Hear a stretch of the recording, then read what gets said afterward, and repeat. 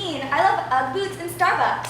Stereotypical. But what if I mess up my hair and wear flannels? Hipster wannabe. Okay, but what if I said I want Hillary to win? Irrelevant. You're a teenager. So I just won't keep up with politics. You're stupid and you don't care. Okay, video games. I love Skyrim. Fake geek girl. Okay, so no video games? Crap. What's wrong with being preppy? Fine, I'll just buy all my clothes from Hot Topic. Punk rock try hard.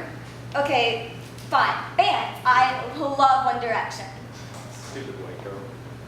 Fine, I'll listen to Neutral Milk Hotel. Listening to indie is still hipster wannabe. Oh my god, can't a teenage girl like anything without being shoved into a category? Feminist.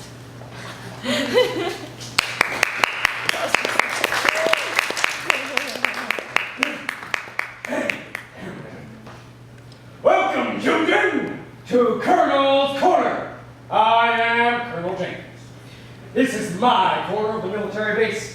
Lately, we have restocked supplies, munitions, Bibles, bedding, Playboy issues, and lots of rat poison. Let's visit the armory. Corner munitions expert, attention! Yes, sir. What are your duties during wartime, soldier? I wake up 4:30 a.m. using spreadsheets. I catalog all the lovely weapons we get and send them to troops out in the field. Lately, we've been loading weapons in the field, so munitions are regulated heavily. I have to write shipment orders. Today's with 50 rifles, 90 grenades, 19 artillery shells, and I repeat, 1 rubber chicken. Hold up, soldier! Yes, sir. I remember ordering 80 rifles, 180 grenades, 140 artillery shells, and 5, count them, 5 rubber chickens. Sorry, sir. The order says different. Still, you can imagine having guns, shells, and grenades stored on one place. I mean, if a soldier was an enthusiast, they might take a few handy-dandy boom-blow rifles. Nobody would know. Gee, I'd imagine what it's like in the field. The explosion of a grenade, sniper shots, tanks, the bodies of your friends and enemies. Oh, Soldier, that's enough. Yes, sir, sorry. That's your word. Goodness. All right. Listen, Colonel always talks like that. A real patriot. Why, who wouldn't want to shoot those bad people overseas? You know, difference is bad. That's why I trust in the government for order and conformity. Hey, look. It's part of the scouts. Sir, there's a large enemy force near us and we only have 1 gunner. But where's everyone else? They left earlier for the draft. I just came back from the armory, looked outside, and saw the blue soldiers marching this way. We're all that's left. Half the men left because they weren't being paid. Well, kids, this is the last episode of Colonel's Corner. God bless the Petticoats. I bid you farewell. Now for a battle cry. Leroy Jenkins!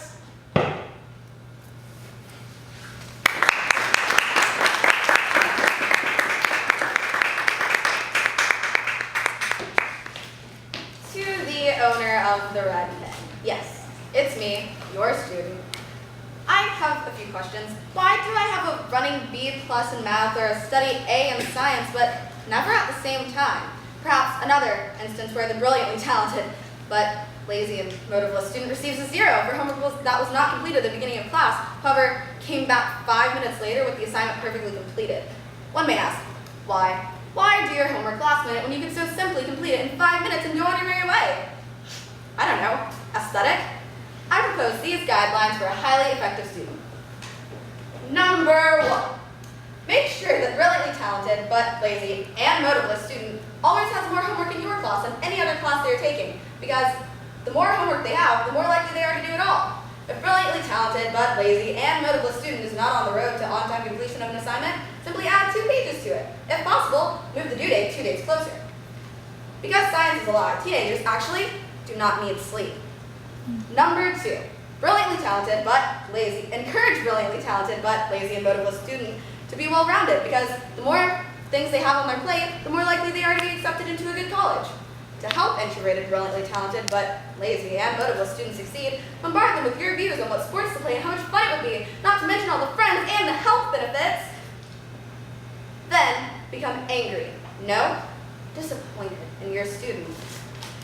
Take the now blossoming and disgustingly happy student aside and tell them that they have too much on their plate. Communicate to them, one-sided conversation is still communication, mind you, that their great new thing is interfering with their studies. Number 3, when they do poorly on an assignment and tend it to be easy, contribute it to laziness. Do not stop to think that maybe something is wrong. Do not stop to think, by any means, consider that the assignment was ill-contrived. Assume that your students are lazy, because the only reason someone can fail is laziness. Be sure to humiliate your student in front of their peers by calling them lazy in a highly populated room where you are the loudest one speaking. Then communicate to all other teachers and administration that the student is unworthy of praise, because once you teach your student that they are lazy and motiveless, you get a highly effective student.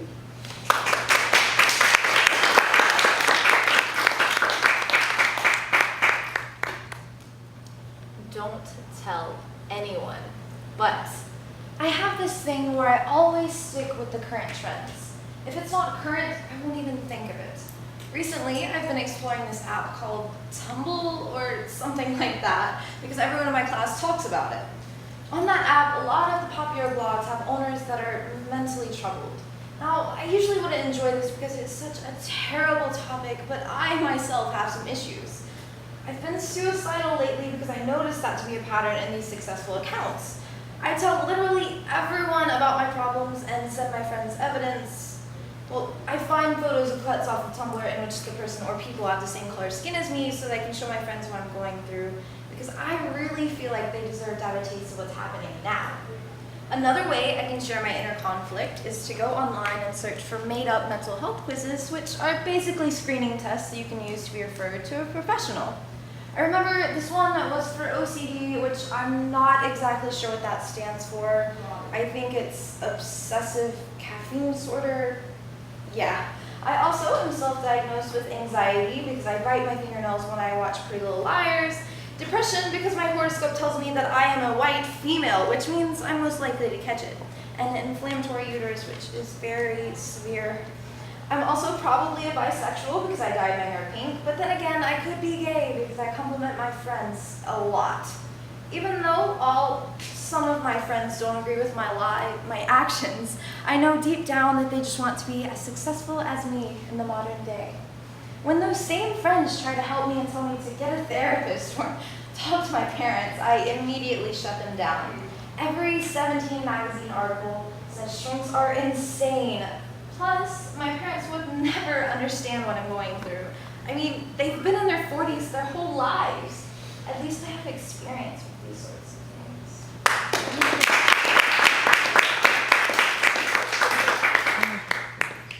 Recently, I've noticed an uproar. It deals in a somewhat personal matter, and I've taken the brave duty upon myself to make it my business, whether it should be or not. You see, I was at the bakery the other day, and I look over to find 2 customers, brace yourselves, eating cake.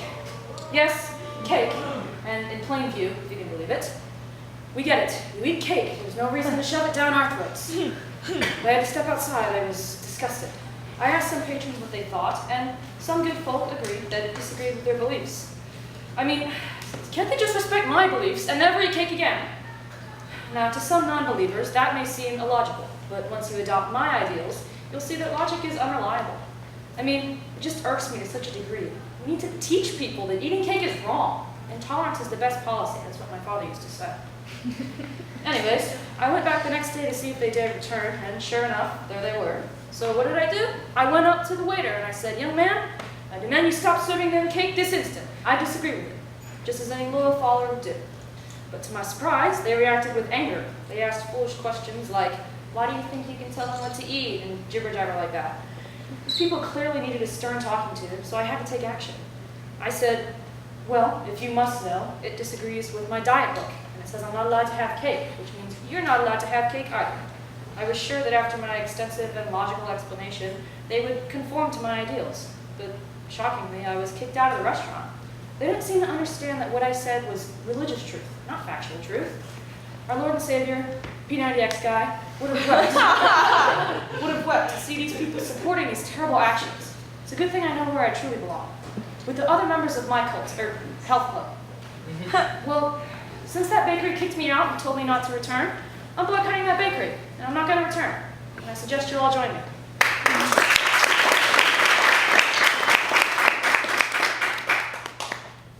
Recipe for young adult literature. One organic, rebellious, and hopelessly attractive 16-year-old white girl.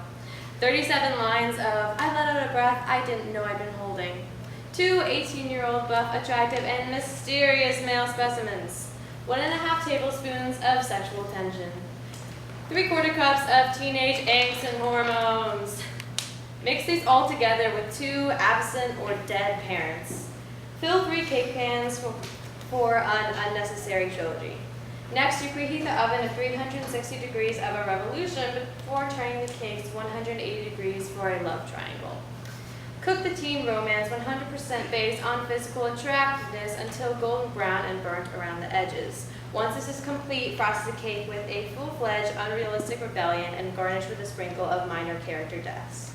Finish it off with a happy ever after. If you're making a book-to-movie adaptation, just throw all the cakes away.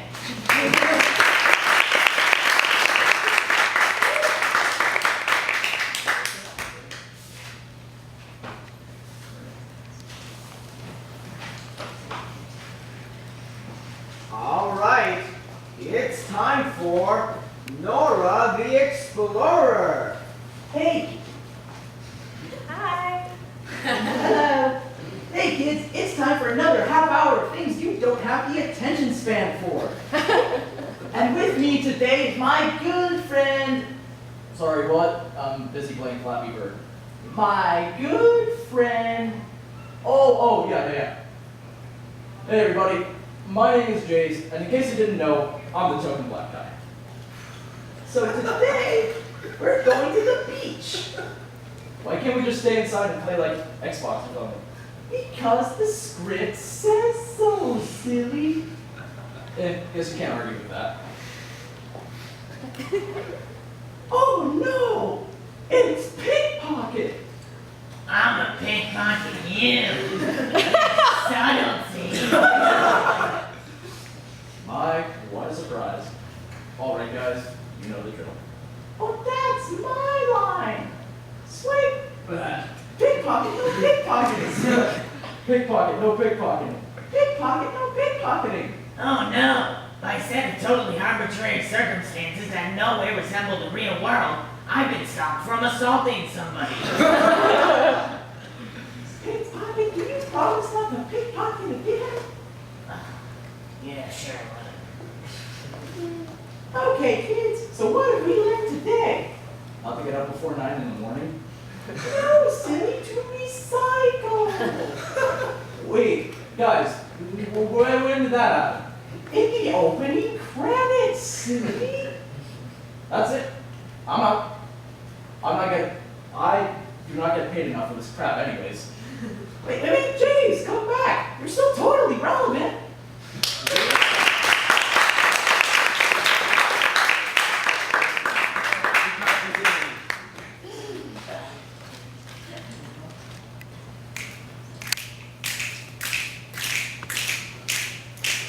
Hey there, conservatives, you must be doing something big for the next election, and I'd really like you to. Oh no,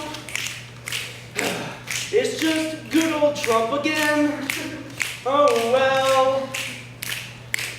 Hey there, conservatives, I heard you don't like abortion, and I'm kinda disappointed. Don't you know women are people too? No, you don't.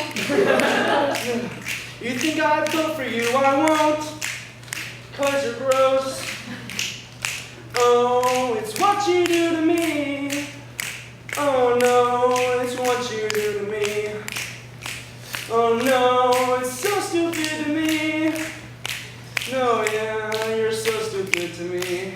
You're really stupid to me. Hey there, conservatives, those immigrants keep freaking out about. It's too much of a hassle to send them back to Mexico, oh yeah. Isn't it Halloween got here too? I'm done with you. Hey there, conservatives. This isn't a Christian nation, and I'll have you know that most of the founding fathers were actually secular. Oh, you know. So surprised that you are wrong again. Yet again. Oh, it's what you do to me. Oh no, it's what you do to me. Oh, it's so stupid to me. Oh no, why are you killing me? No, why are you killing me?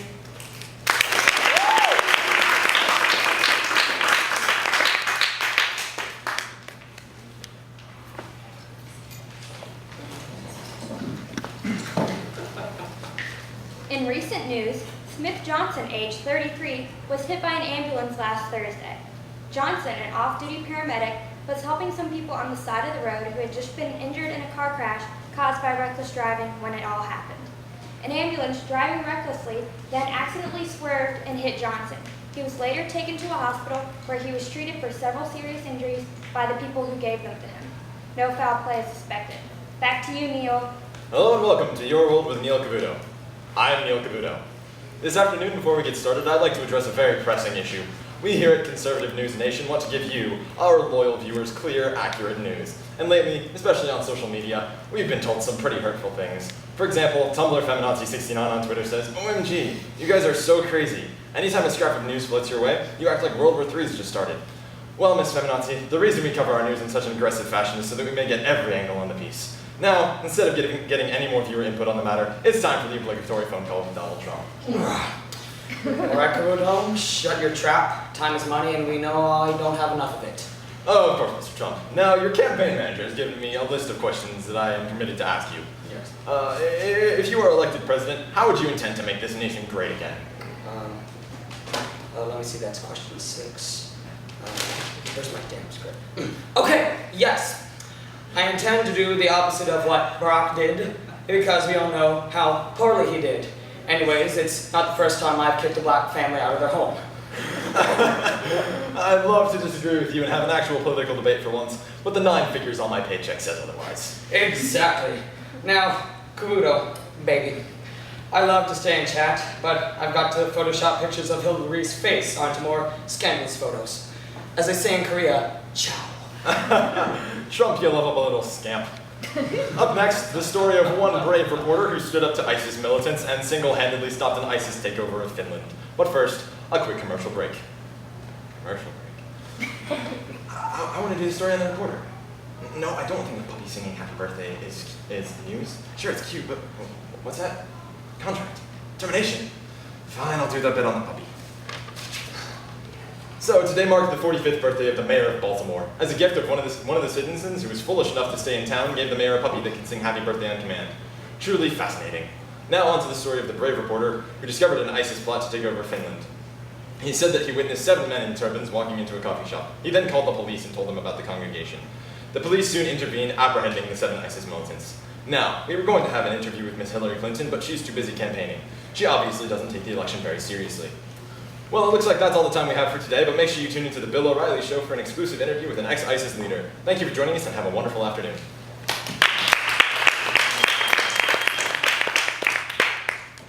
Thank you for changing the channels from that piece of crap noise. So, hello, Live Branch Valley, New Mexico. I'm James Morden. And I'm Morden James, and we're coming to you live on Channel 219. It's a beautiful day to tell some news, and boy do we have some. Yes, we sure do. The Pope is visiting Santa Fe this weekend. Catholics everywhere are thrilled and are flocking to the city. We now go to our reporter, Bob Standby. Hello, Bob.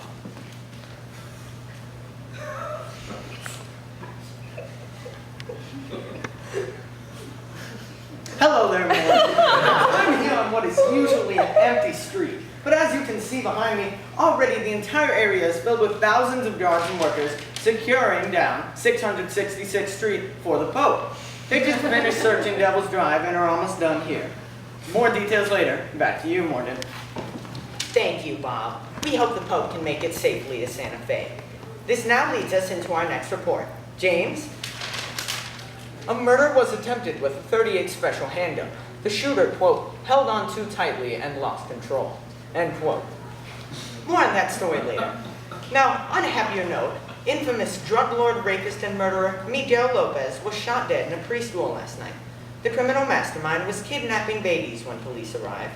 A brave officer went into the school, saw Miguel, screamed, and killed him by shooting him 76 times. Ha ha! Good job, officer. Sadly, though, last night the CEO of Taco Bell, Miguel Lopez, was killed in a preschool while picking up his twin sons. We wish him and his family well. All McDonald's have been shut down in America due to the fact that their meat was discovered to contain concentrated pockets of the Ebola virus. Starvation and chaos is imminent. The Polly Pocket Supporter Club met here today in Livefrank. They plan to help repopularize and bring back the discontinued product. There were no survivors. President Shrub declared war on Hawaii today. He hopes to claim it as a U.S. territory from Japan. Guns have officially been banned. No private citizen can now own a firearm, and all ex-owners have had their firearms collected. The government hopes this will reduce crime. 2 school shootings occurred within the past 5 minutes. Several men were found in the forest naked. They were all sitting in a circle. When asked what they were doing, they said they were, quote, listening to the winds of change. They were shockingly accurate about today's news and are now going to be burnt at the stake due to claims of witchcraft. A new continent was discovered. It is twice the size of Africa and takes up most of the Pacific Ocean. Scientists are amazed and baffled on how they managed to miss this. Spain has already claimed it. It's been a bit of a slow Tuesday, but we'll try and find something interesting by the time you come back from this commercial break. See you then. I'm James Morgan on Channel 219 News.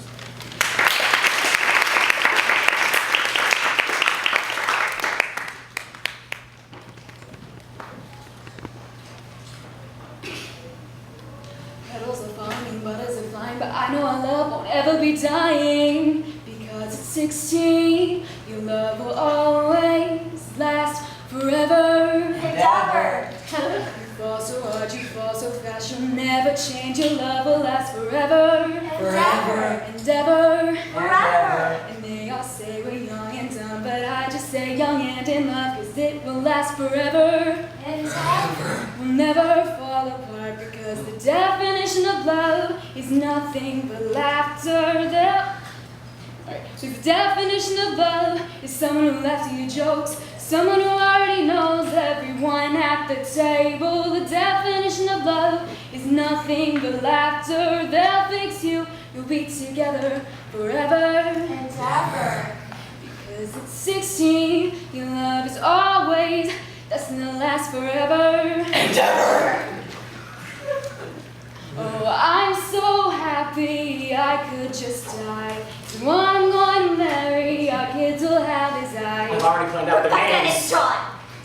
Because the definition of love is nothing but laughter. They'll say we're young and dumb, but it'll last forever. Endeavor. Oh my God, I saw his phone, and I know that I'm not alone in his heart.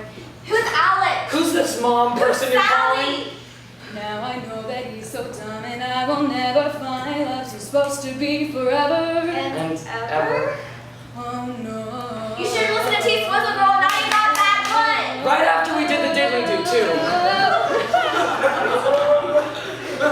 I found a new guy, well, have you seen his eyes? His hair is brand new to the only thing he wears. He told me he loves me on the second date, which means that he loves me. He didn't want to wait forever. Endeavor. We'll be together forever Endeavor. and ever. Forever. Okay, girl, I don't know. are you sure this is You a good sure about idea? this? Second day. Second day.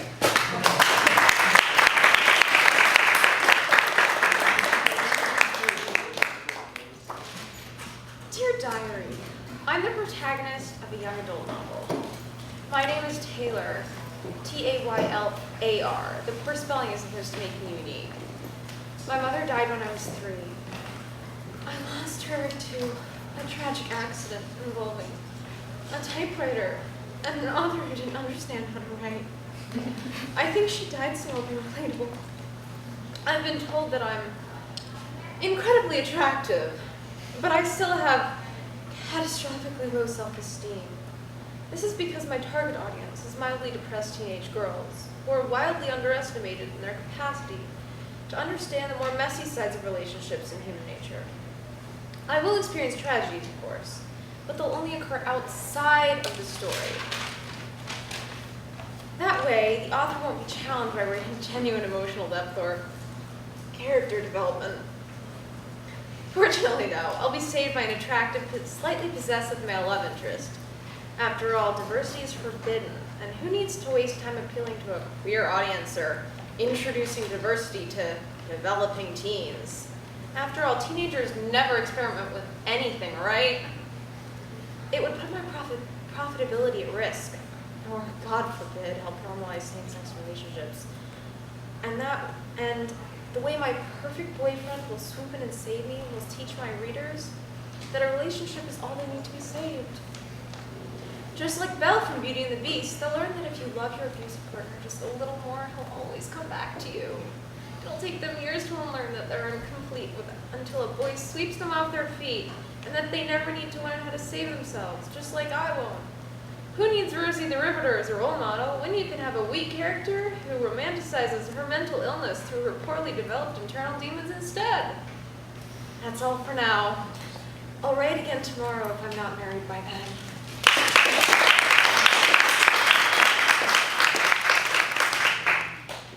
In my piece, An Interview with Donald Trump, everything Donald Trump says, he has actually tweeted. Unfortunately. Hello and welcome to my exclusive interview with Donald Trump. I'm Dill Riley, and today we'll be talking about Trump's political leanings. We don't have a lot of time, so let's jump right in. Sounds like a plan, Dill. Donald, you have over 3 million Twitter followers. How do you like Twitter? My Twitter has become so powerful I can actually make my enemies tell the truth. You've tweeted about global warming some. How do you feel about climate change? This very expensive global warming bullcrap has got to stop. Our planet is freezing, record low temperatures. Our global warming scientists are stuck in ice. Yes, true. You've also spoken on vaccinations recently. What are your thoughts on vaccinating children? No more mass vaccinations. Tiny children are not horses. I have been proven right about vaccinations. The doctors lied. Save our children and their futures. Healthy child goes to doctor, gets pumped by massive shots and lots of vaccines, doesn't feel well, and changes. Autism. Yes, Donald, because that is how it works. Now, Obama has vocally supported vaccinations on children for a long time. How do you think he's doing and has done as president? Sadly, because President Obama has done such a poor job at leading our country, you won't see another black president for generations. If he resigns from office now, therefore doing our country a great service, I will give him free lifetime golf at any one of my courses. And what are your thoughts on the Jeb Bush campaign? Where's the electability? Jeb is losing to HRC by 13 points. A Bush will never be a Clinton, and do we really need another Bush in the White House? We've had enough of them. Jeb is not presidential material. And to Hillary, if you cannot satisfy your husband, what makes you think you can satisfy him? Unfortunately, Donald, that is all the time that we have right now. Thank you for being here with us today. Well, Dill, thank you for having me, and I hope that everyone watching will help me make America great again. Vote Trump 2016.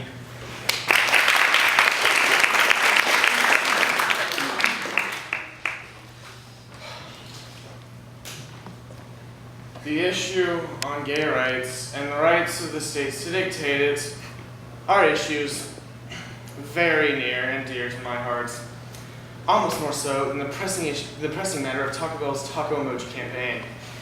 Now, any good follower of Taco Bell on Twitter knows that they've tried on many occasions over the past few years to get enough signatures from the common people on change.org to approve a Taco Bell-style taco emoji for iOS devices. Unfortunately, the people seem too distracted by trivial matters such as gay rights and OSIS attacks and Donald Duck running for presidency at the time to care about the real issues at hand. This troll-making group that calls themselves, ACES, they're not even here. They're over in Australia somewhere pulling their little pranks. We need to be more focused on the issues here in our own country than the problems over there in Indonesia. It just saddens me to think that after all these years of segregation and discrimination, our nation would have finally learned by now. But no, tacos are still being treated unfairly. Even with Apple's huge output of emojis a while back, the taco emoji has still not seen the light of day. The fact that there are multiple emojis representing sushi currently exist, but not a single one for taco, pains me deeply. I mean, honestly, who's gonna use the rice TV dinner emoji or the flan emoji? I bet not even half the people in this room know what flan is. And it doesn't even stop there. It's the same with all Mexican cuisine: burritos, nachos, quesadillas, chimichangas.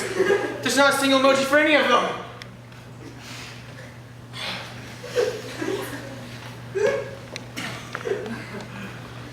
I just want America to open her. I just want America to open her eyes and see the injustices happening around her. We need to be aware of the issues going on in our country and be able to deal with them effectively. If we can't do that, how do we expect to help New Zealand and with USIS? I hope I've opened up everyone's eyes today. Thank you.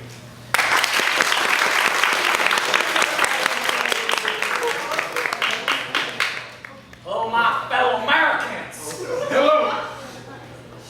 I am Congressman Christian Butter, former U.S. Army Major. I served in Vietnam. You may remember my lovely actions in the village of My Lai. Recently, the very bonds of holy matrimony and love between a man and a woman has come under fire from the hordes of those who have chosen to become homosexuals. American lives, homes, and families are now at risk of deteriorating into a cesspool of gay bars and consensual sex. The LGBT, or lettuce, gay, bacon, trans tomato community wants to undermine what we normal heterosexuals have set up absolutely everywhere. It is a common fact that gays have changed how marriage is supposed to work ever since they were first invented in the 60s.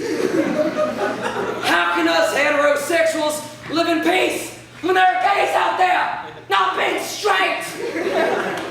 Just the other day, my mistress was disgusted to see two men ruining the sanctity of marriage by holding hands.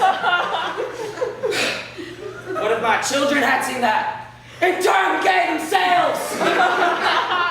Then I would have to go through the lengthy complications of yelling at them in this horrible southern accent, beating them up, stop loving them, slowly manipulating them mentally, keeping them completely isolated until finally kicking them out of the house and then disowning them. I don't want to go through that. On the subject of gay children, gay couples should not be allowed to raise children of their own. It is a proven fact that a healthy gay couple cannot produce a straight child, just how a straight couple cannot produce a gay one. And if they are not raising a straight kid, what will happen to the population? Several disgusting gay families have adopted from a local orphanage in town, and it is now running at only half capacity. This is a waste of our precious resources. That orphanage should be full. It is also proven that gay children and the children of gay families suffer from emotional issues for unknown reasons. Which is why I suggest that they all be left on the streets, where they can learn hard work, masculinity, and heterosexuality. For all these reasons, homo gays should be put through intense, electric, and Christian heterosexual training and therapy. With the exception of lesbians, because I need something to do in my free time.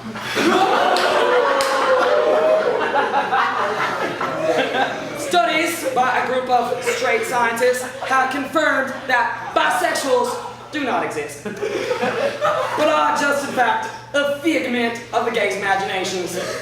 They are a homosexual conspiracy. And since they are not real, and are in fact only gays trying to steal straight privilege, they should have the same lack of rights as homosexuals, with the addition of barring them from heterosexual marriage also, lest they get away with their greedy nature. What is a pansexual? What has this country come to when somebody can have sex with the same thing they cook with? What's next? Potsexuals, spatula-sexuals, toaster-sexuals, blender-sexuals.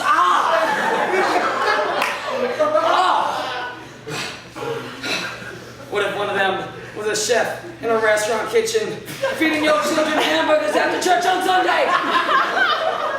Those burgers were turned gay.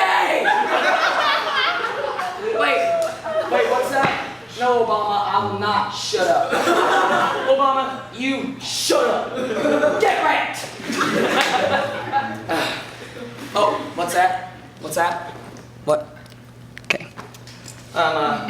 Anyways, I was just informed that I would need to talk about asexuals. It disgusts me to think that such heresy could arise that makes people think that they can reproduce by themselves. America, we're not shameful. Wait, what's that? Wait, they just don't feel sexual pleasure. Well, what's wrong with that? Oh, I see. Yes, okay, I see. I understand. Right.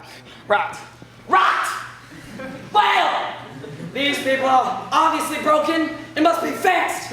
We cannot have these inferior peoples next to us pure heterosexual beings.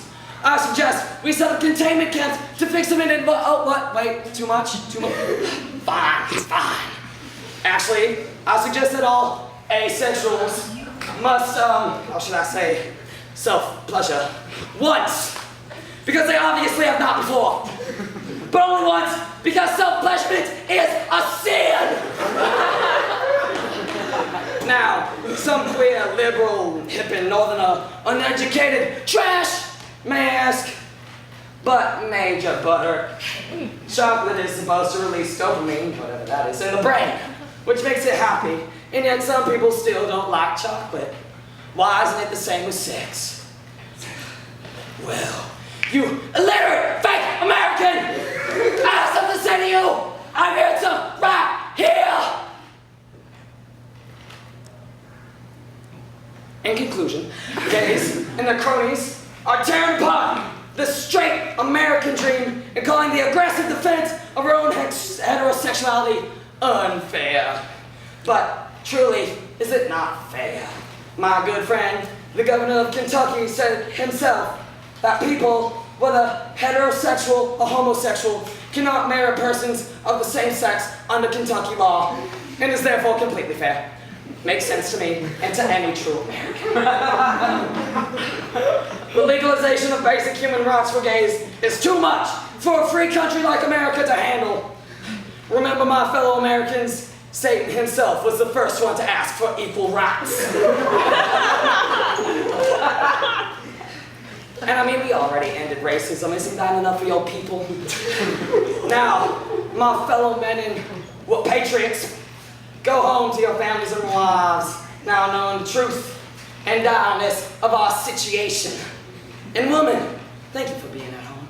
God bless America, and God bless us straight men.